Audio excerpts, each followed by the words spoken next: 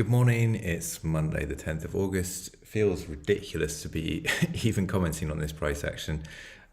It's very liquid and it's very slow. That said, we are at resistance here. We have failed to break cleanly above this 5-week composite high. A little bit of absorption into this area, right? The books are, if anything, stacked against bulls here. It's kind of just do nothing club, isn't it, really? I think, we've got CPI this week. If we can't get a break higher from here, potentially we're going to rotate back to the 5-week composite lows again, right? We do have this imbalance. We could take out this low from last Tuesday. That might be a better area to look at for a fresh long. I'm still holding mine. I've taken half off here. Just a case of waiting to see what happens next, really. Don't really want to short this because we've spent so much time here. Don't want to long it because we're at resistance. So it's really just do nothing club kind of zone at the moment. So what plans do I have? Well, if we do come lower, I'll potentially be looking for a long from that 5-week composite low. If we can break higher and get exceptions higher up, I'd look to add to my long on a pullback. And if I end up round tripping this position, then so be it, because it's just those are the kind of conditions we're in.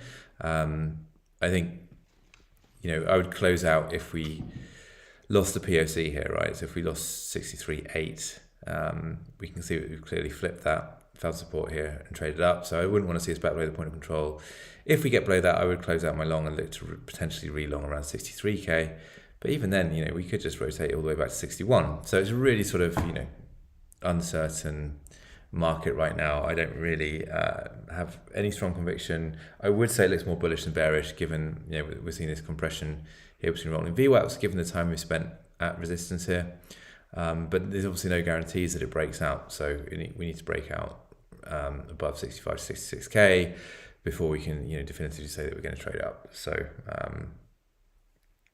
not the most helpful review, but as I say, it just feels a bit ridiculous even commenting on price action at the moment, given how little volatility we have. I've closed out pump. That's resistance, right? Resistance improved otherwise. We're also at that sort of Q1 value area high level. So do we deviate that and trade lower again?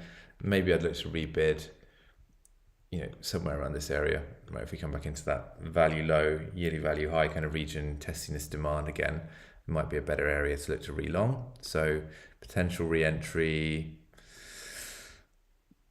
closer towards these value lows, right? We're just rotational within this old 9-day composite for now. So using that as my reference primarily.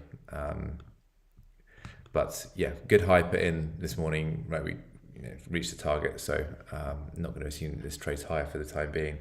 I would potentially look to rebid in the 24 to 2500 area if we get a deeper pullback. Sol has failed here for now, right? Again, so difficult to hold on to this long, given that we have failed at resistance. So we've deviated inside this 4 days of value, back tested the underside of it. Are we going to pull back, potentially into the 74s? Maybe.